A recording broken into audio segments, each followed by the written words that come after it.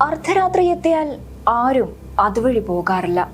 കാരണം പ്രേതം, ഭൂതം, പിശാച് ഇവയൊന്നിലും വിശ്വാസമില്ലാത്തവരിൽ പോലും അവൾ ഭീതി നിറച്ചു.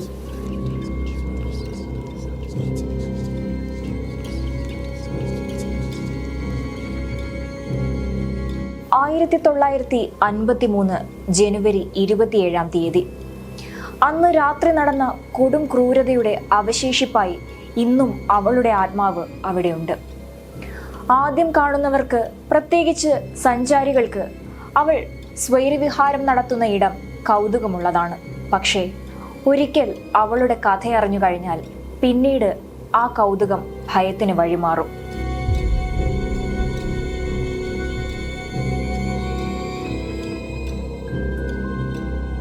തന്റെ കാമുകന്റെ വിവാഹ വാഗ്ദാനത്തിൽ പൂർണ്ണ വിശ്വാസം ഉണ്ടായിരുന്നതുകൊണ്ടാകാം അവൾ ഗർഭിണിയായി.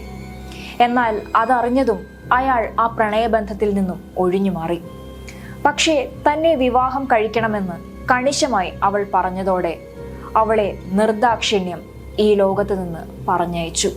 ഇന്ന് ആ നാടറിയപ്പെടുന്നത് പോലും അവളുടെ പേരിലാണ്. അവൾ കൊല ചെയ്യപ്പെട്ട ആ ഇടം അവളുടെ പേര് ചേർത്ത് പറയാൻ തുടങ്ങിയിരുന്നു. സുമതി വളവ്. ആ ദുർമരണത്തിന് ശേഷം പതിറ്റാണ്ടുകൾ പിന്നിടുമ്പോൾ സുമതിയുടെ കഥയും അവൾ കൊല ചെയ്യപ്പെട്ട ആ വളവിനെ കുറിച്ചുള്ള നിഗൂഢതകളും കോർത്തിണക്കി അണിയറയിൽ ഒരു കഥയൊരുങ്ങുന്നു. ഒരു ഹൊറർ ഫാന്റസി അനുഭവം സമ്മാനിക്കുന്ന ചിത്രമായിരിക്കും സുമതി വളവ്. മാളികപ്പുറത്തിന്റെ വിജയത്തിന് ശേഷം സംവിധായകൻ വിഷ്ണു ശശിശങ്കറും തിരക്കഥാകൃത്ത് അഭിലാഷ് പിള്ളയും വീണ്ടും ഒന്നിക്കുന്ന സിനിമയാണ് സുമതി വളവ്.